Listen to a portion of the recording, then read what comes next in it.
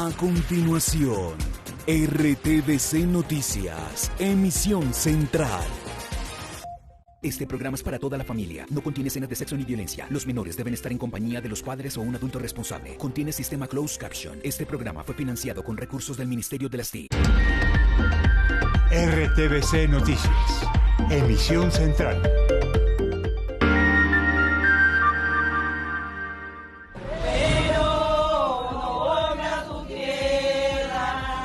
20 años de la masacre en la iglesia de Bojayá tras el ataque de las FARC con cilindros bomba. Estuvimos en el homenaje a las víctimas. Son muy graves los daños materiales tras el ataque con carrobomba en Argelia, Cauca. Una persona herida. Candidato Petro dice que tiene amenazas de muerte de parte del grupo paramilitar La Cordillera. Gobierno responde que no hay evidencias y que su esquema de seguridad es robusto. Indignación en el Atlántico por el asesinato y abuso sexual a una bebé de 3 meses. Por el caso fue conducido un menor de edad. Comunidad LGBTI de Medellín denuncia amenazas. En la ciudad varios asesinatos. Al parecer serían crímenes de odio. Otra vez los ladrones en moto en Bogotá. A esta pareja que había salido del banco la atracaron y le dispararon frente a su casa. Somos el noticiero de las regiones. Más de 3.000 familias afectadas por un desbordamiento en Chocó. Primer día laboral sin tapabocas en gran parte de los espacios cerrados y ciudades del país. Les contamos cómo nos fue. Colombia, mi elección 2022. Debate en torno a la reelección tras una frase de Gustavo Petro en plaza pública. Guerra de Ucrania, un mes del hallazgo de cuerpos en Bucha. Son dolorosos los testimonios de las familias. Escándalo en España, chuzaron al presidente y a la ministra de Defensa. El dólar cerró por encima de los 4.000 pesos. Las tasas en Estados Unidos entre las causas. Consultamos expertos. Esperen oportunidades. Hay vacantes para operarios agrícolas en Cundinamarca. En deportes, la racha del Junior, Millonarios imparable. Esperen la crónica de la liga. Y en cultura, a propósito del concierto de Maluma en Medellín, hablamos de reggaetón y de la carrera de este artista.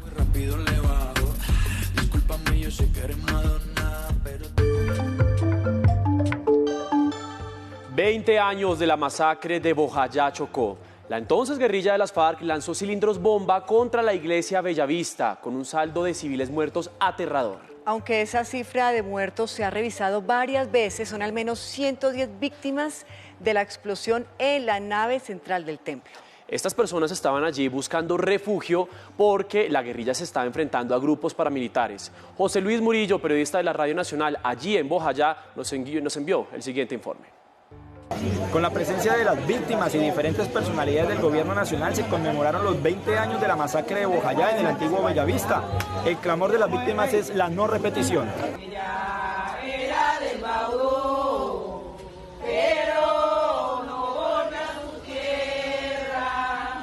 Desde el 1 de mayo empezó el evento de conmemoración de la masacre de Bojayá, 20 años en los que las víctimas de dicho suceso que marcó la historia de los y las bojayaseñas aún anhelan vivir en completa paz en su territorio.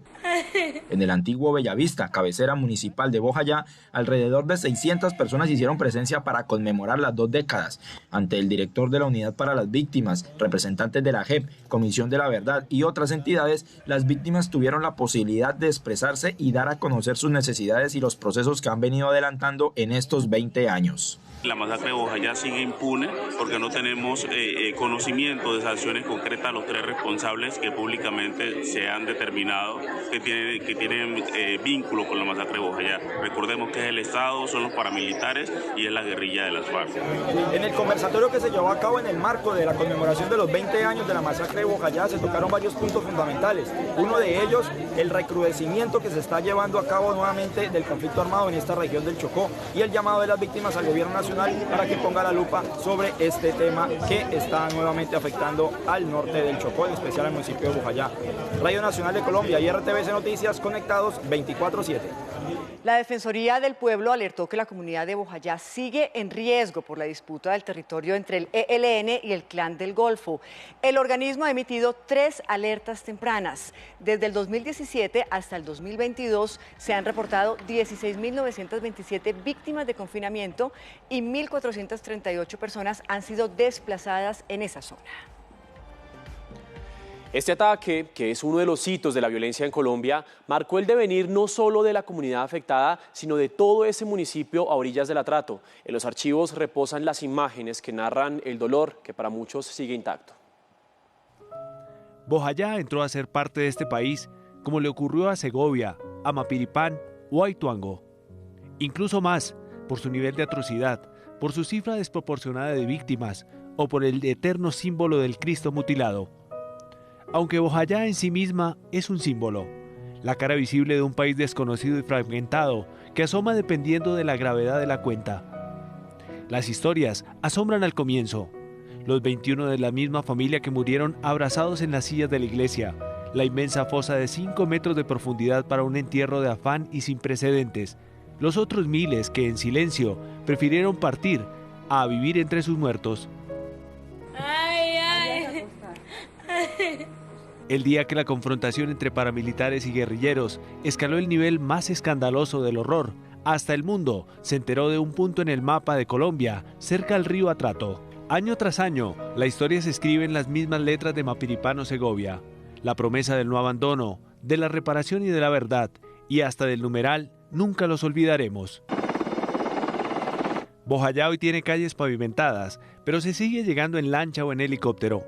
Bojayá vive en su propia memoria y a veces en la de un país que lo recuerda cada 2 de mayo. La guerra no empezó ni terminó el día que cayó un cilindro bomba en su iglesia repleta de fieles. Quizá tan atroz como quedar entre 2 actores del conflicto es quedarse en el olvido del país al que pertenecen.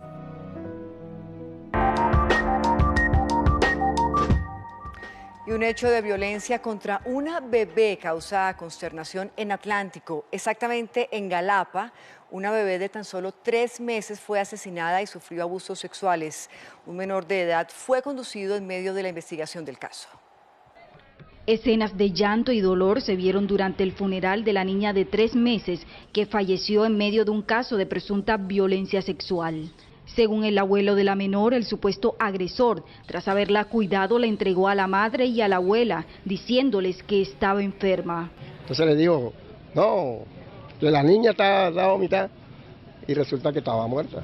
No solo debe indignarnos a nosotros como institución, sino a toda Colombia, que una niña de tan solo 3 meses de edad, Tatiana Michelle, llegue al hospital de Galapa sin signos vitales y con evidencia de maltrato físico en su cuerpo y posible violencia sexual, es realmente repudiable.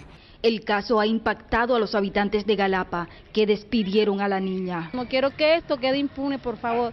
Son nuestros niños los que están en riesgo en estos momentos. El presunto agresor cumple una medida de internamiento preventivo. Ya fue dispuesto por un juez de la República ante el ICBF en una medida de internamiento preventivo en un centro de atención especializada en el marco de la responsabilidad penal adolescente. La entidad está verificando los derechos del otro menor y acompañando a la familia. Al tiempo hizo un llamado a los adultos para que cuiden a sus hijos. Una mujer indígena del pueblo Siona en Puerto Leguízamo, Putumayo, fue asesinada en las últimas horas. Este crimen se suma a la desaparición forzada de una familia. Este es un informe de Marta Rentería, periodista de la Radio Nacional de Colombia. La denuncia la hizo Oscar Daza, coordinador de Derechos Humanos de la Organización para los Pueblos Indígenas de la Amazonía Colombiana, OPIAC, quien precisó además que la vulneración a los derechos humanos proviene de los grupos armados ilegales Comandos de la Frontera y la disidencia de las FARC. Carolina Ramírez. El asesinato de una joven mujer, María José Arciniegas Salinas, quien en el resguardo del hacha fue víctima nuevamente por parte de un grupo armado ilegal. ¿Sí? Decimos que en esta región hacen presencia, como siempre lo hemos dicho, Comandos de Frontera, un grupo armado ilegal pues que se ha identificado, como lo es también de parte de las disidencias y la FARC, como lo es el Frente Carolina Ramírez. El líder indígena hizo un llamado a las autoridades competentes para que se proteja la vida y la integridad de los indígenas del pueblo Siona, que se encuentran en riesgo de exterminio físico y cultural. RTVC y Radio Nacional de Colombia, conectados 24/7. Se presentó un ataque con carro bomba en Argelia, sur del Cauca. La explosión afectó la sede de la alcaldía y varias cuadras a la redonda. Una persona resultó herida. Al término del Consejo de Seguridad, el ministro de Defensa atribuyó el carro cargado con explosivos a disidentes de las FARC. Donde presuntamente el grupo armado organizado de disidencias de la FARC de la Carlos Patiño está detrás de su actuar criminal en contra de los ciudadanos en Argelia, y frente a ese hecho, por supuesto, lo condenamos, pero seguimos adelante en la protección y la recuperación de Argelia en ese municipio. Además, se anunció un fortalecimiento del pie de fuerza en el municipio. Se ha destinado un grupo especial de 459 soldados que están dedicados a la recuperación militar de Argelia. Desde ya se inició la búsqueda de los responsables por la masacre en Bolívar, además del crimen de un líder indígena en Caldono. En este año han sido asesinados 29 líderes sociales y comuneros en esta región del país. Hay alerta en el Valle de Aburrá, Antioquia, por un panfleto que circula con amenazas contra personas LGBTI. En lo que va de este 2022 han sido asesinados 9 integrantes de la comunidad. Daniel Cañas, muy buenas noches. ¿Qué es lo que está pasando? ¿Qué se sabe? Adelante. Mateo, ¿qué tal? Buenas noches. Mire, es crítica la situación en el departamento de Antioquia con los ataques registrados los últimos meses. Aquí, por lo menos en la subregión del área metropolitana del Valle de Aburrá, son 9 los asesinatos contra integrantes de la comunidad LGTBI que se han venido registrados y al parecer son sistemáticos, según dicen las autoridades, por lo que ya un fiscal especializado se encuentra evaluando la situación. A esto también se le suma otra problemática en las últimas horas, pues la Defensoría del Pueblo denunció que hay un panfleto que circula en el departamento donde también se amenaza la vida de los integrantes de esta comunidad. En Antioquia, un panfleto amenazante contra la comunidad LGTBI tiene encendidas las alertas de la Defensoría del Pueblo, quien advierte un posible ataque homofóbico. Una vez hemos recorrido con todo el equipo interdisciplinario en terreno, sobre todo en el norte, en el nordeste y en el occidente antioqueño, también vemos cómo están discriminando a los grupos LGTBI. El escrito resalta un posible plan de exterminio contra los miembros de esta comunidad. Sin embargo, las autoridades aún no han logrado establecer la autenticidad del mismo. Exigimos derecho a la vida, el derecho al cuidado y, más que todo, a la claridad frente a los hechos de violencia que se habían transcurrido. Según la Defensoría del Pueblo en Antioquia, los homicidios de 2022 no solo han sucedido en el Valle de Aburrá, también han recibido denuncias de municipios como Segovia, La Pintada, El Bagre y Remedios. Y otra vez la inseguridad en Bogotá. Una pareja que salía de un banco en el norte de la ciudad resultó herida de bala en medio de un atraque de fleteros. Katy Sánchez, usted habló con las víctimas. Buenas noches, adelante. Muy buenas noches, Patricia y televidentes. Lo que aseguran las víctimas es que se encuentran en recuperación, pues 3 disparos por poco y acaban con sus vidas. Ellos iban a consignar un dinero superior, una cifra superior a 100 millones de pesos a una entidad bancaria del sector de Usaquén, en esta localidad. Pues cuando ellos consignan el dinero y llegan a su casa, que queda ubicada en el Chicó, aseguran que fueron interceptados por 4 delincuentes en motocicleta que los trataron mal, les impactaron también con las armas de fuego, y en ese momento es cuando les hurtan el bolso que estaba vacío. Hablamos con las víctimas y también con las autoridades. Las víctimas terminaron con heridas por armas de fuego. Los fleteros los atacaron con sevicia cuando llegaban a su casa en la localidad de Usaquén, minutos después de salir del banco. Rompen el vidrio del carro y empiezan a pedir el bolso. Acto seguido, en la parte del conductor, empiezan a atacar a mi pareja, le pegan en la cabeza golpes con el arma. Los ladrones pretendían robar un bolso donde creían ellos había más de 100 millones de pesos. Cuando me empiezan a pegar a mí, yo estoy concentrado al lado derecho, y cuando empiezan a pegar a mí, yo volteo y lo que veo es el arma y yo reacciono, yo le manoteo al señor, pues al delincuente, y ya yo ahí pensaba como, no vale la pena morir por esto. Sin embargo, mi cuerpo no podía soltar el bolso. La resistencia llevó a los fleteros a que dispararan en 3 oportunidades. Los 2 ocupantes del vehículo resultaron heridos. Los delincuentes huyeron en las motocicletas con el bolso y lo que no sabían es que el dinero había sido consignado y no retirado, pues el bolso estaba vacío. Se está indagando pues con la comunidad, los testigos y con las cámaras de video sobre los posibles autores que cometieron el hecho. Las víctimas se recuperan de los disparos con más de 2 meses de incapacidad y con su dinero en el banco, mientras los delincuentes siguen en las calles de Bogotá. El candidato Gustavo Petro canceló su agenda por el eje cafetero. La campaña en un comunicado dice que está amenazado de muerte. El gobierno dijo que, aunque no hay evidencias, se investigará el caso y le pidió a la campaña que aporte información. La presunta amenaza dada a conocer por la campaña de Petro argumenta suspensión de su agenda en el eje cafetero por seguridad. De acuerdo con la labor realizada por el equipo de seguridad que recibió la información de primera mano de fuentes en la zona, el grupo criminal La Cordillera estaría planeando atentar contra la vida del candidato presidencial Gustavo Petro Urrego. De inmediato, el gobierno nacional argumentó que la campaña del candidato y de su fórmula vicepresidencial cuentan con un esquema de seguridad robusto. No existe ninguna evidencia a este momento de una amenaza por parte del grupo delincuencial organizado de La Cordillera. El gobierno instó a la campaña de Petro a entregar información para seguir adelantando las investigaciones respectivas sobre esta denuncia.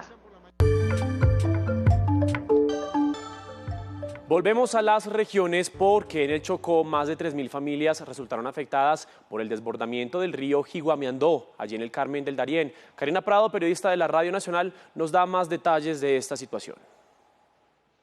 Las autoridades en el departamento del Chocó reportaron que son más de 3.000 familias afectadas en el municipio de Carmen del Darién por el desbordamiento del río Higuamiandó, lo que les impide pues poder recolectar todos esos cultivos de pan, coger y la movilidad en este territorio. En general casi todo el municipio está afectado, puede movilizarse de manera normal a hacer sus actividades diarias, pero también tenemos un número grande, considerable, más de 3.000 familias afectadas en el sector agropecuario, sus cultivos están bajo el agua. En comunidades como Centro Higua y Pueblo Nuevo en el Carmen del Darién se encuentran las familias más afectadas, donde la furia de las aguas ya está arrasando varias viviendas. Desde Quibdó, en el departamento del Chocó, Karina Prado Rivas, Radio Nacional de Colombia y RTVC Noticias, conectados 24/7. Y a pesar del cierre del Jarillón de Puerto Wilches en Santander, decenas de familias piden ayudas humanitarias para mitigar los daños que dejó el desbordamiento del río Magdalena. Más noticias en el siguiente panorama informativo. La situación que se vive en el municipio de Colosó, en los Montes de María, es bastante crítica, pues según las autoridades, el cauce del arroyo Pichilín que atraviesa todo ese territorio ha subido más su nivel que en los años anteriores, lo que ha generado las inundaciones que han causado grandes pérdidas en cultivos de pan coger. Y en el municipio del Banco Magdalena fue declarada la calamidad pública para atender a los damnificados que ya se registran por el crecimiento acelerado del caudal del río Magdalena. Durante el fin de semana se registró un incremento de por lo menos 15 centímetros. Ya hay afectados en el corregimiento del Cerrito y en por lo menos 5 barrios de la comuna 2 y 3. En Antioquia, durante la primera temporada de lluvias del año, los agricultores han registrado pérdidas cercanas a los 2.000 millones de pesos. Al menos 940 familias han tenido que soportar crecientes súbitas, derrumbes y granizadas sobre cerca de 1.300 hectáreas de tierra.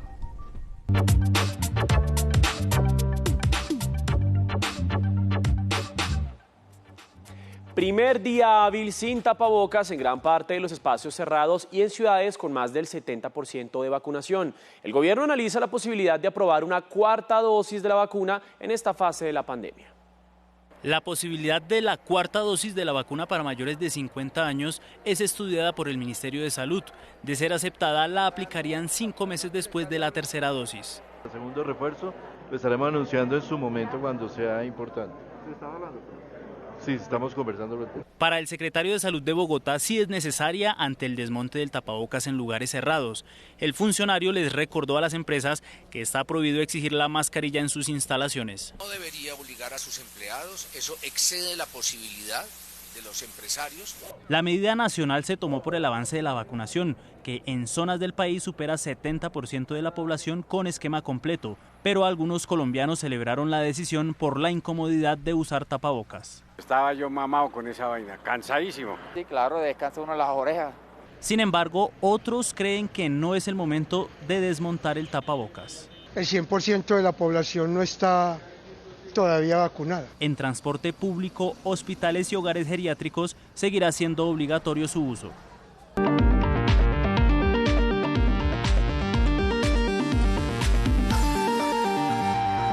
El precio del dólar en Colombia nuevamente superó los 4.000 pesos. La subida de las tasas de interés en Estados Unidos fortaleció la divisa, que llegó a su precio máximo en los últimos 4 meses. 4.004 pesos con 13 centavos es el nuevo precio promedio del dólar. En la jornada de hoy subió 38 pesos y se ubicó en su valor más alto desde el 12 de enero de este año ante la incertidumbre económica mundial. La reacción de los bancos centrales de subir tasas para contener la inflación en una política que se llama de contracción para intentar disminuir el consumo y de esta forma bajar la inflación. Hay una aversión al riesgo en los portafolios internacionales y han salido de países emergentes. De hecho, todas las monedas han perdido valor frente al dólar. La escalada comenzó en las últimas 2 semanas y el alza fue de casi 262 pesos. La respuesta a la pregunta sobre por cuánto tiempo se mantendrá por encima de 4.000 depende del contexto internacional. Va a haber mucha volatilidad en mayo, seguramente también en junio, es normal, los mercados internacionales se están acomodando frente a lo que ocurrió con COVID-19 y la reactivación económica. Los analistas creen que a partir de julio el dólar se estabilizará debido a un freno en el alza de tasas de interés a nivel mundial. Y hoy se conocieron las cifras de endeudamiento de Bogotá. La administración le pedirá al Consejo 5,8 billones de pesos para impulsar la construcción de más de 20 colegios, la segunda línea del metro y nuevos cupos y becas para educación superior. Los recursos serán solicitados mediante cupo de endeudamiento. Reduciendo la pobreza, generando empleo y dándole oportunidades de educación, trabajo e ingresos a jóvenes y mujeres que han sido los más afectados por la pandemia. 2.5 billones de pesos serán para educación, con lo cual se construirán 25 nuevos colegios adicionales a los 35 que están en proceso. Además, se busca ofrecer 56.000 becas a jóvenes en educación superior. La inversión más rentable que puede hacer una sociedad es la educación. 2.8 billones de pesos serán para el financiamiento de la construcción del metro subterráneo que conectará a las localidades de Chapinero, Barrios Unidos, Engativá y Suba. En julio tendremos el convenio de cofinanciación con la Nación, pero Bogotá debe aportar una parte, debe aportar el equivalente al 30%. 540.000 millones de pesos estarán destinados a la construcción de 2 nuevas manzanas del cuidado en Bosa y San Cristóbal. Adicionalmente, se solicitarán 2,8 billones de pesos para asegurar la construcción de la planta de tratamiento de aguas del río Bogotá, la Petarcanoas. Y parece que después de la alza en el precio de la papa, la situación empieza a cambiar. Con el comienzo de mayo es más fácil adquirir este producto presente en la mayoría de platos de Colombia. En algunas casas del país, la papa casi salió del menú diario. A raíz de que la papa estaba tan cara, ya papa ni se podía comer en la casa. Esa realidad la refleja el análisis del DANE sobre precios de los alimentos. La papa fue el producto que más subió en el último año. Llegó a un 110% de incremento. Inició el año con un precio de 150, 155 mil pesos la variedad parda pastusa. Pero el inicio de mayo trajo un respiro para los compradores. Ha habido una recuperación en la oferta en los cultivos y esto ha hecho que haya ingresado más volúmenes, más camiones con el producto. Un cambio que recorren otros productos de la canasta familiar. También el haba, las frutas, algunas como el mango, la maracuyá. Y mientras las papas negras cambian su tendencia, la criolla, que fue opción en tiempos de carestía, ahora entra a la lista de los alimentos caros. Está arroba 40.000 pesos, o sea, ponle 140, 150 bultos, o sea, también está carísima. Una situación que obliga a las amas de casa a cambiar regularmente el menú para que en casa se ahorre con cada bocado. Un muerto y 18 heridos dejó un accidente de tránsito en Aguachica, Cesar. Un bus que transportaba a 32 personas se volcó y se deslizó por varios metros en la carretera. Más noticias con los periodistas de la Radio Nacional. Coviandina confirmó el cierre de la vía Bogotá-Villavicencio los días 3, 4 y 5 de mayo en los horarios de 8 de la noche a 4 de la mañana por la instalación de varias vigas de un puente peatonal en el sector de Susumuco que hace parte de la nueva calzada entre Chirajara y Fundadores. Las autoridades en Medellín recapturaron a Andrés Felipe Zapata Castrillón, el presunto abusador de 12 mujeres aquí en la capital antioqueña. Este sujeto fue recapturado en el barrio El Popular 1 mientras la comunidad lo linchaba al ser reconocido. En el departamento de Nariño a 105 millones de pesos asciende la recompensa por quien dé información sobre el paradero del alcalde del municipio de El Charco, Jesús Ureña, quien fue secuestrado el pasado 24 de abril. Las autoridades han solicitado respeto por la vida y también han hecho un llamado a que se entreguen pruebas de supervivencia, algún grupo armado ilegal que tenga en su poder al mandatario.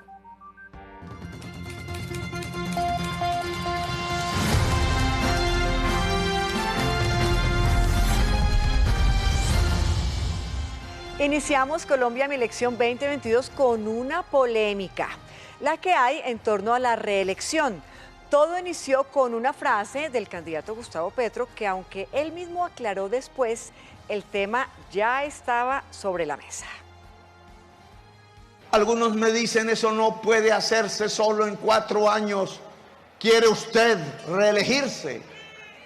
Les acepto que no se puede hacer mucho de estos objetivos solo en 4 años. Esta frase de Gustavo Petro en Santa Marta generó una conversación en redes sociales, pues para muchos fue una alusión a la reelección. Enrique Gómez habló lo que para él es ambigüedad. En medio de la ambigüedad sobre su reelección, Gustavo Petro afirma que en 4 años no logra su agenda, pero para su programa de destrucción del empleo, la economía y la entrega del país a los corruptos y los narcos, con 2 años le basta y le sobra. Federico Gutiérrez habló de garantías. Yo sí le garantizo a los colombianos que nuestro gobierno será de 4 años, como lo dicta la Constitución. Gustavo Petro le salió al paso a la polémica y habló de lo que calificó absurdas malinterpretaciones. Realmente lo que digo es absurdamente malinterpretado. Nunca he hablado de hacerme reelegir, sino de calificar mi mandato de 4 años como la construcción de la transición hacia la economía productiva y la sociedad del conocimiento. El escenario de la polémica fue este, un encuentro con sus seguidores en Santa Marta.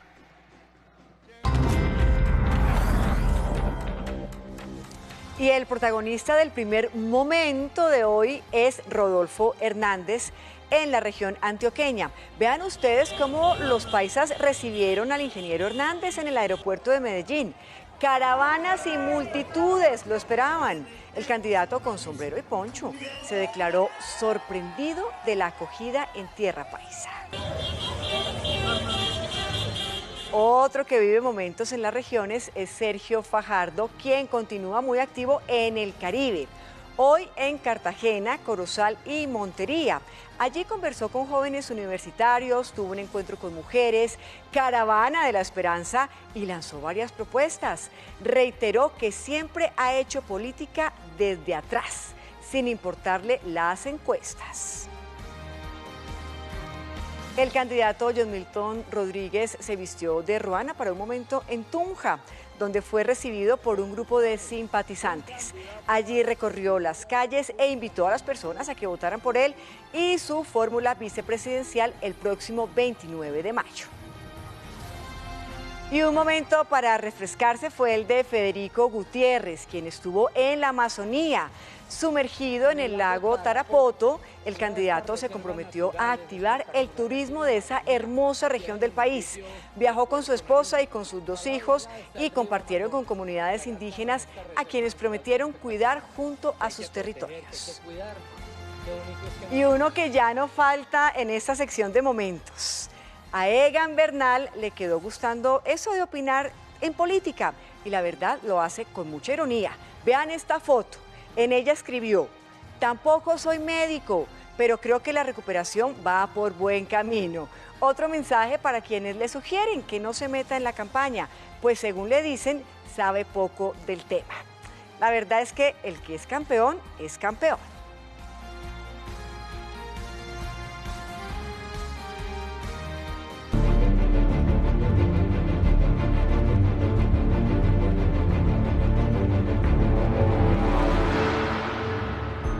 Buenas noches. Iniciamos con la noticia del momento en Ucrania. En el día 68 de la guerra son las primeras evacuaciones de civiles en Mariupol. Por otra parte, los ministros de Energía de la Unión Europea discutieron una respuesta conjunta al corte del suministro de gas ruso a Polonia y Bulgaria. Habituarse a existir bajo tierra. Ser desde lo subterráneo ha sido el movimiento más estratégico para seguir con vida en la guerra de impronta rusa en su vecina. La parte más aterradora es cuando están bombardeando, cuando ves explotar un proyectil y morir gente. Pero emerger, esa sensación de respiro, ese influjo de vida en la superficie, es limitado en la atomizada Mariupol. La acería de Azovstal, que por semanas ha sido brusco terruño y garante de protección para la resistencia civil y militar, empezó a evacuarse gota a gota y contrarreloj ante la inminencia de hostilidad del ocupante ruso y la corta ventana de tiempo para abordar los custodios de aquellos valientes que resistieron mientras les acabaron la ciudad. Uno a uno, estos buses los llevan al encuentro de manos prestas a ayudarlos, donde la guerra no pisa tan fuerte como en Zaporilla. Finalmente logramos iniciar la evacuación de personas de Azovstal, después de muchas semanas de negociaciones, muchos intentos, reuniones, personas, llamadas, países, propuestas. Finalmente. Entre tanto, mientras la guerra y sus movimientos avanzan, incluso en el Mar Negro, donde con drones Ucrania hundió 2 lanchas patrulleras rusas, fuera de sus fronteras es música. En Venecia, Ucrania no suena así, sino así. Su orquesta filarmónica la hace ser otra, ajena a la guerra que palpita en su suelo. Y hoy se cumple un mes del hallazgo de 20 cadáveres en una calle de Bucha, que derivó en el descubrimiento de fosas comunes en la región de Kiev. Desde entonces, Ucrania y los países occidentales acusan a Rusia de cometer masacres y crímenes de guerra. 2 de abril de 2022. Las fuerzas ucranianas lograron entrar al centro de Bucha y encontraron un escenario dantesco tras varias semanas de intensos combates con las tropas rusas. Unos periodistas de la agencia de noticias francesa AFP fueron los primeros en entrar en esta ciudad y encontraron una carretera llena de cadáveres, la calle Yablunska. Antes de la invasión rusa, Mijailo Rumaniuk trabajaba como constructor. Aquí se le ve antes del inicio de la guerra cocinando en una fogata. Poco después de que se grabara este video, fue asesinado mientras iba en bicicleta por la calle Yablunska. Su cuñada cuenta lo que pasó. Le dispararon los ocupantes rusos el 6 de marzo en la calle Yablunska de Bucha. El cuerpo de Mijailo permaneció en la calle Yablunska durante casi un mes antes de ser recuperado. Lo mismo ocurrió con el de Mijailo Kovalenko, un hombre de 62 años que intentaba escapar con su esposa y su hija cuando fue asesinado. Coleccionaba equipos musicales, le gustaba la buena música antigua. Era una buena persona, no puedo decir una palabra mala sobre él, es muy impactante. Pero los muertos no estaban solo en la calle Yublanska, sino en toda Bucha. Bucha solía ser bonita, limpia y había orden. Todo el mundo vivía bien. Luego llegaron estos bastardos y en un mes la convirtieron en no sé qué. Que Dios los castigue por el resto de sus vidas. Ante las denuncias por parte del gobierno ucraniano y sus aliados occidentales de que las tropas rusas cometieron crímenes de guerra, la Corte Penal Internacional ha enviado expertos forenses para que investiguen, dándole a los familiares de las víctimas la esperanza de que algún día quizás se haga justicia.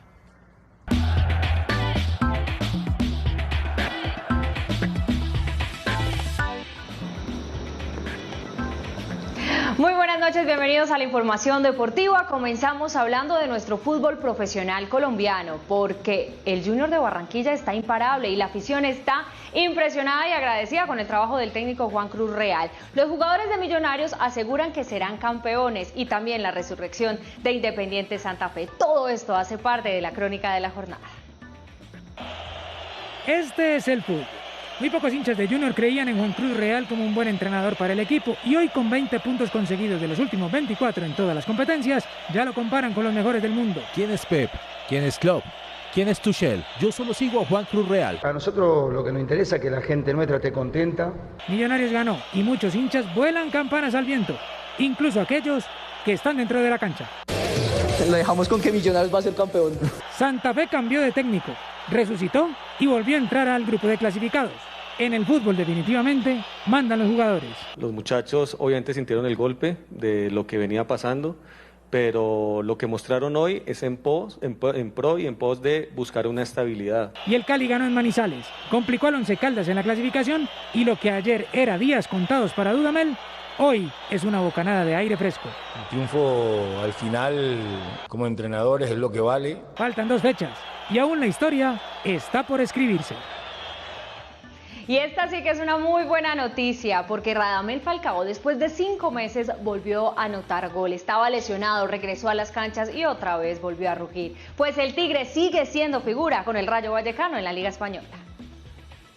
Mi hábitat siempre es el área, así que en lo que pueda trataré de aportarle y mejor con goles. De 170 días y que está a 9 tantos de convertirse en el máximo anotador de la historia de nuestro fútbol. El récord lo ostenta nada más y nada menos que Víctor Hugo Aristizábal, quien anotó 346 goles en su carrera. Ahora, a 8 tantos de igualar a Aristi y con una temporada más en la Liga Española, Falcao se ilusiona. Lo importante es tener minutos de calidad, poder aprovechar el máximo de tiempo en el campo para darle al equipo lo que yo puedo dar. Esta temporada le marcó a Barcelona y al Real Madrid, a Cádiz, Getafe, Athletic Bilbao y su primer gol del año con el Rayo Vallecano. Es histórico, es un héroe.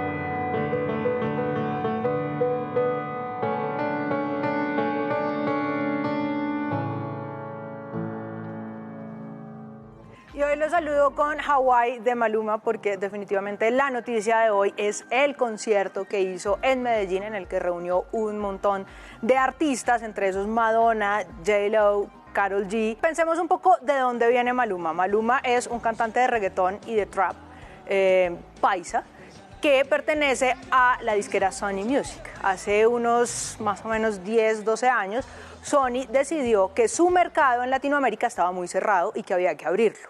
Entonces, la manera que tuvo para hacer eso fue tomar sus artistas e internacionalizarlos, poniéndolos a cantar con artistas que fueran pues ya muy vendedores, que estuvieran en los primeros rankings y que fueran artistas anglo, casi siempre. Es de ahí de donde comienzan a salir todas las colaboraciones que ha hecho Maluma. Si ustedes se ponen a pensar, tiene colaboraciones con absolutamente todo el mundo.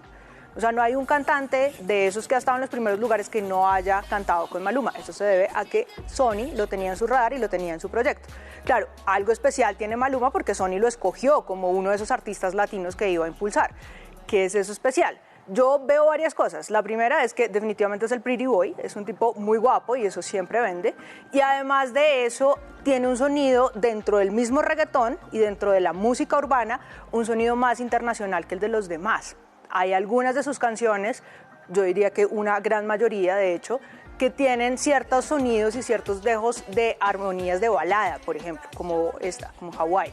Entonces eso hace que de alguna manera se salga un poco y no sea tan de nicho, no sea tan trap, reggaetón puertorriqueño, latinoamericano, sino que pueda venderse y globalizarse de una manera mucho más sencilla. Por eso en el concierto de ayer tenía a Madonna, que es la reina del pop definitivamente, que es la mujer que comenzó a poner el pop como show business en el escenario y que revolucionó, por supuesto, en su momento todo, porque además traía un montón de ideales bastante avanzados a los que había para una mujer en tarima. Tiene a Karol G, que es la mujer que revolucionó de alguna manera el reggaetón, que venía siendo una cosa acusada de machista, con un montón de letras sexualizantes, y desde que lo cogió Karol G y otro grupo de mujeres cantantes, pues resulta que el reggaetón también se volvió un género que representa a las mujeres, y pues J-Lo, que fue la primera artista, o pues una de las primeras artistas latinas en triunfar en el mundo anglo. Así que no sé si fue el concierto más esperado del año o el mejor concierto de la historia, pero definitivamente sí es un concierto en el que se reunieron muchas cosas, muchos factores, y que seguramente estuvo buenísimo porque yo me lo perdí, pero bueno.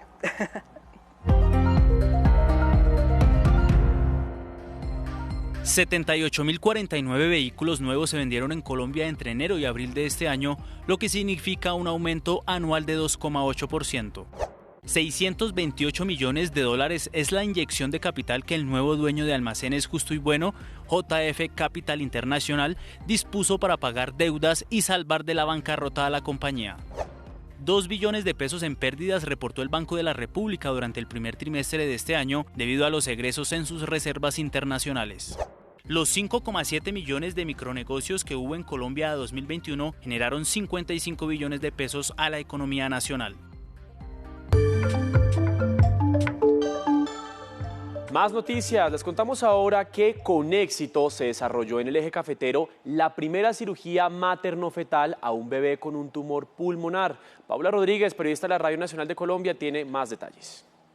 El procedimiento que se realizó en el Hospital Universitario San Jorge de Pereira estuvo a cargo de Cristian Incapié, Oscar Lavalle y Lady Guzmán, especialistas en medicina materno-fetal, a Manuel Ospina Ramírez, un bebé que, estando en el vientre de su madre, fue diagnosticado con un tumor pulmonar que le estaba afectando otros órganos vitales. Lo que ocurre es que se desarrolla como una especie de masa o de tumor. Esta masa logró un tamaño tan grande que empezó a comprometer otros órganos muy importantes como los pulmones y el corazón, poniendo en riesgo de muerte y de que se perdiera este embarazo antes del nacimiento.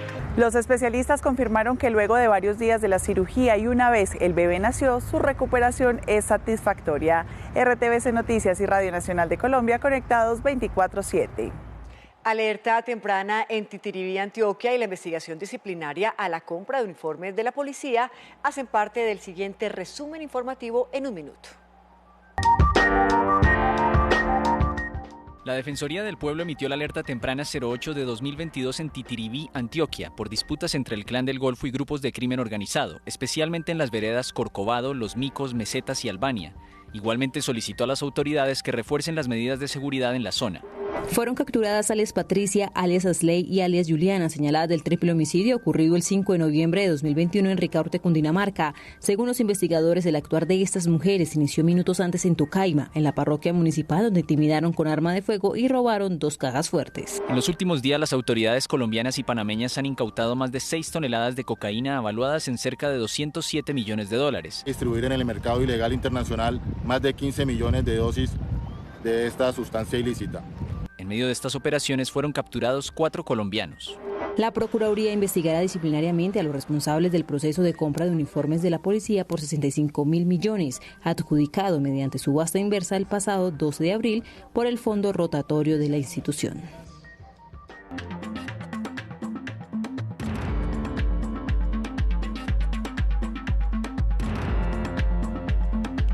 Escándalo en España por ciberespionaje. El gobierno central anunció que los celulares del presidente del Ejecutivo, Pedro Sánchez, y de su ministra de Defensa fueron espiados por el programa informático israelí Pegasus.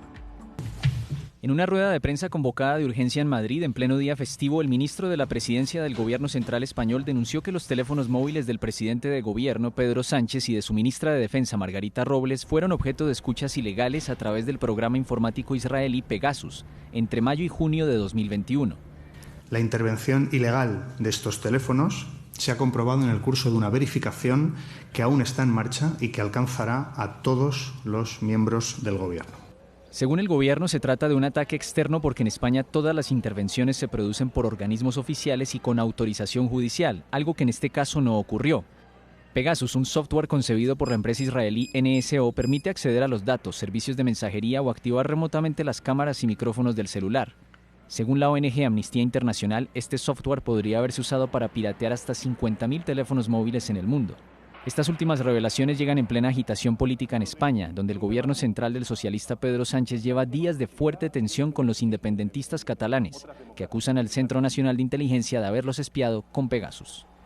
En Manila, capital de Filipinas, murieron cerca de 8 personas, entre las que se encontraban menores de edad, y 3 resultaron heridas en un incendio que destruyó 80 viviendas en una barriada marginal del área metropolitana. Un oficial de bomberos informó que tomó cerca de 2 horas extinguir las llamas. Las causas del incendio son materia de investigación.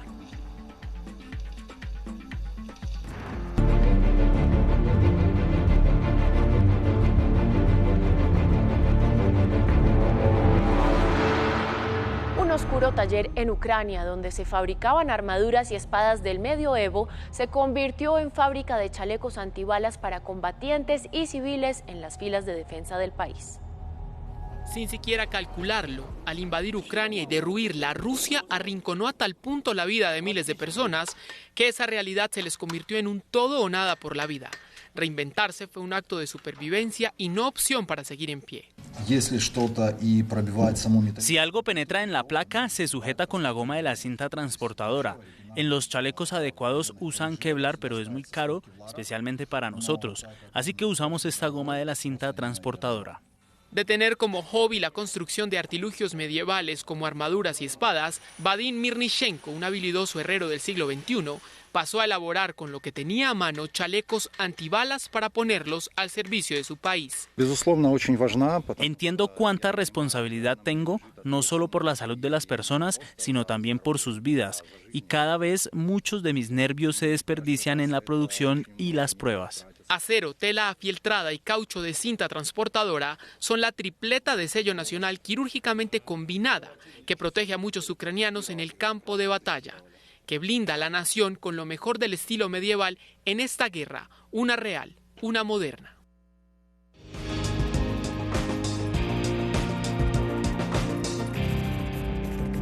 Lunes de emprendimiento en RTVC Noticias. Mujeres indígenas crean artículos para el hogar y collares para mascotas. Los hacen con tejidos ancestrales en San José del Guaviare. Vean ustedes.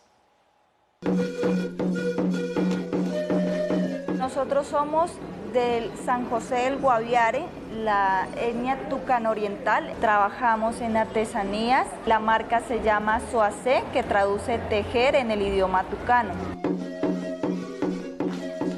Esta colección tiene productos para el hogar, tenemos también para las mascotas, productos como collares para perro y para gato. A través de estos accesorios, nosotros como comunidades indígenas podemos mostrar nuestra cultura, porque están hechos en fibra de palma, de cumare y de moriche. Somos alrededor de 13 artesanos, más que todo un emprendimiento de mujeres. Lo que me emociona es representar la cultura, seguir inspirando a las futuras generaciones a hacer este tipo de productos, estos tejidos, que ellos se sientan orgullosos de sus raíces indígenas. Qué bonita historia. Y el Gobierno Nacional lanzó la actualización de la ventanilla única empresarial que permite a los emprendedores y empresarios del país realizar trámites de manera virtual.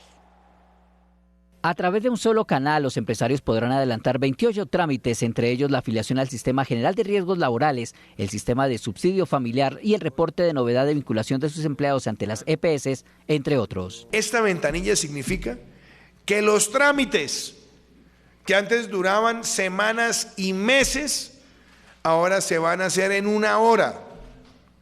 Eso significa que el esfuerzo para tener su empresita no es como andar peregrinando de despacho en despacho, de oficina en oficina, de agencia en agencia. Para esta nueva herramienta se integraron los 4 sistemas que componen la seguridad social: salud, pensiones, riesgos laborales y cajas de compensación. En ese dominio que se llama www.miseguridad.gov.co, cualquier empresa o cualquier colombiano va a ver reflejada todo su historial de seguridad social y va a poder hacer novedades, afiliarse, desafiliarse. Esta estrategia adelantada entre el Gobierno Nacional y el sector privado permitirá el posicionamiento de la ventanilla como el canal principal para la creación formal de empresas en Colombia. Llegamos a oportunidades y atentos porque hay vacantes para operarios agrícolas allí en Cundinamarca. Les contamos de qué se trata y cómo postularse.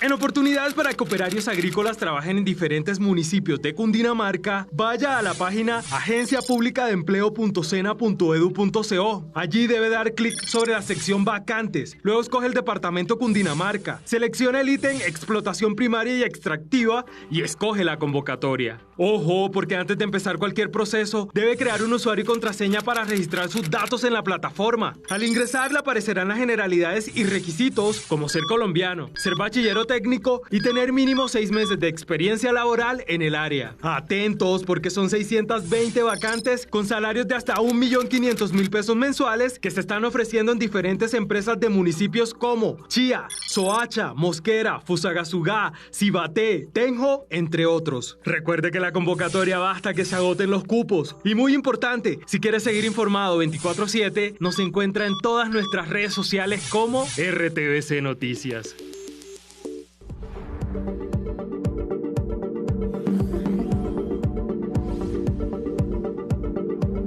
Y terminó la Feria del Libro de Bogotá. Hablamos de los más vendidos y de los lanzamientos de última hora, entre los que hay ficción de periodistas y libros de formación. El libro más vendido en la editorial Planeta es una novela gráfica, Los Fugitivos, que Mario Mendoza escribió y que Colano dibujó. Y nosotros entramos en una época en donde nos tropezamos ya personajes amnésicos, catatónicos. Hasta última hora los escritores ponen a disposición sus novedades. El periodista Exeomo Cetina presentó su novela Anatomía del Silencio, donde aborda el doloroso y complejo tema de las personas desaparecidas. Me preguntan que si algunos personajes de las novelas que yo hago existen en la realidad o que son personajes de la realidad. Yo le digo, por supuesto que son de la realidad, porque ahí hay una verosimilitud. El joven periodista Gustavo Caraballo se inspiró en la música vallenata para hacer un volumen de relatos de ficción. A través de estos cuentos quiero rescatar la literatura en el vallenato. No es un libro sobre historia del vallenato, no es un análisis cultural del vallenato, son cuentos basados en letras del vallenato. Libros para todos los gustos. Juan Carlos Cárdenas diseñó un método de aprendizaje para niños. Un sistema llamado sistema LAT de estimulación neuronal activa. LAT significa leer antes de 3 años.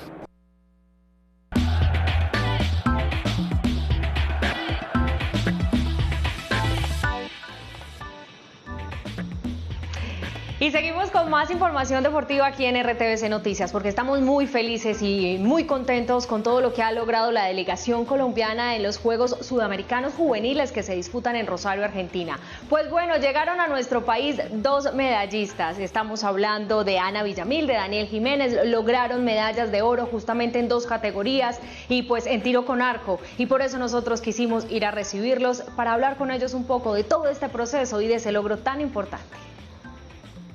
Primero llegó el oro en el equipo mixto recurvo. Daniel y Valentina vencieron a sus rivales de Brasil. Somos equipos de hace mucho tiempo, entonces tenemos confianza y sabemos cómo trabaja el otro y cómo trabajamos en conjunto. Esa presea resultó siendo una gran recompensa contra todo pronóstico. Hacía demasiado frío y eso dificultaba, digamos, la movilidad de los dedos y todo eso. Y el viento también era una cosa loca. Este domingo el turno otra vez fue para Jiménez, que a sus 15 años se consagró campeón en el recurvo masculino. Sabía que me las iba a ganar, lo tenía por seguro, solo faltaba hacerlo. Entonces, pues es muy chévere eso. Un oro por el que trabajó no solo desde lo deportivo, también en lo mental. Yo lo sentí más cuando empaté contra el de Brasil, íbamos 4-4, y ese ya era el match point, por decirlo así. O sea, o ganaba o perdía. Entonces, eso fue como cuando más sentí los nervios. Ahora este dúo se prepara para el Campeonato Panamericano que se disputará en Canadá a finales de mes. Y ahora vamos con el resumen deportivo del día, que incluye pues noticias de James Rodríguez, que podría regresar al fútbol inglés. Por otro lado, la FIFA sancionó a la Federación Colombiana de Fútbol y nuestro país consiguió también medalla de plata en el Campeonato Mundial Juvenil de Levantamiento de Pesas. Actualmente dirige David Moyes, luego de que el 10 de la tricolor afirmara que no quiere continuar en el fútbol de Qatar. 55.000 francos suizos, es decir, 224 millones de pesos colombianos, fue la sanción que impuso FIFA a la Federación Colombiana de Fútbol por los actos de comportamiento discriminatorio de parte de los aficionados a jugadores y cuerpos técnicos de Perú y Bolivia en los Juegos de Eliminatorias rumbo a Qatar 2022. Y cerramos los deportes con pesas, porque el colombiano Justin Torralbo logró la medalla de plata en el arranque de los 55 kilogramos del Mundial Juvenil de Halterofilia que se disputa en Grecia. Torralbo no pudo participar en el envión, pues tuvo problemas en su codo izquierdo.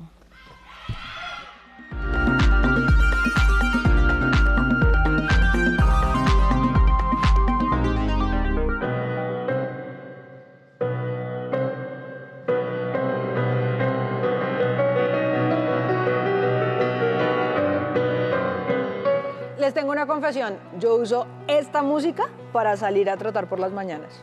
Es el cuarto movimiento de la Sinfonía número 9 del Nuevo Mundo, compuesta por Antonín Dvořák en 1893. Dvořák.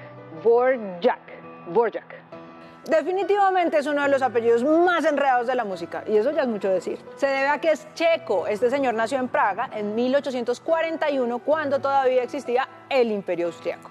Era hijo de un carnicero, así que, como podrán suponer, no tenía mucha plata.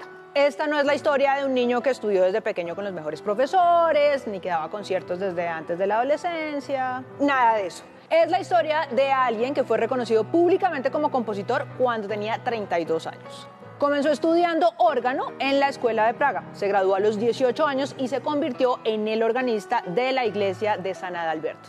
Le pagaban 10 florines mensuales, o sea, más o menos un salario mínimo en este momento. Él quería escribir sus propias obras, pero 1, no tenía plata para estudiar composición, y 2, no sabía alemán, que era el idioma principal de Europa. Pero existen las hadas madrinas, y Dvořák se cruzó con Johannes Brahms, un compositor alemán ya reconocido, que le ayudó a ganarse una beca que daban en Viena para artistas de bajos recursos. Hagan cuentas, eran 400 florines al año, o sea, 33 al mes, o sea, 3 veces más de lo que se ganaba como organista.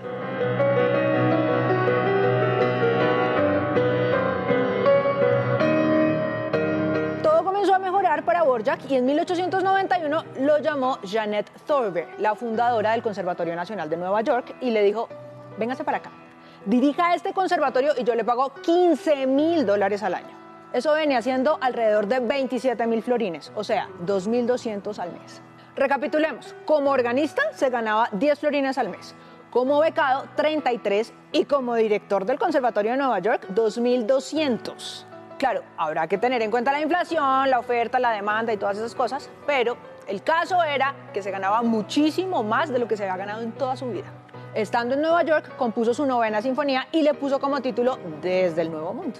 La estrenó en el Carnegie Hall y la gente quedó encantada. Dijeron que representaba perfectamente el espíritu americano y que se notaba que había estudiado muy bien la música folclórica indígena y tradicional de Estados Unidos. En una entrevista para el New York Herald, Dvořák dijo que aunque no había usado ninguna melodía indígena o negra, sí había querido representar con su música ese universo musical americano que lo había acogido.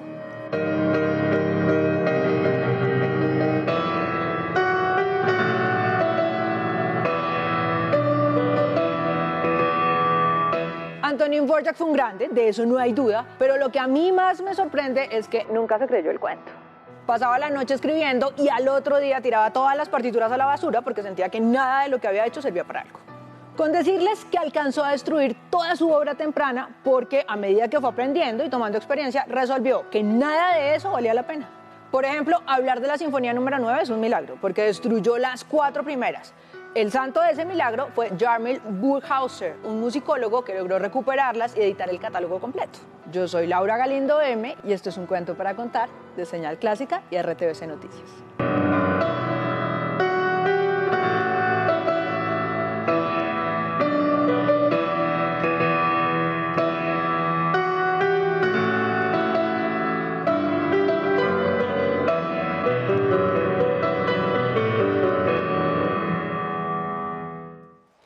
Y con los sonidos del piano de Laura Galindo M, despedimos nuestra emisión para este lunes. A ustedes, gracias por acompañarnos.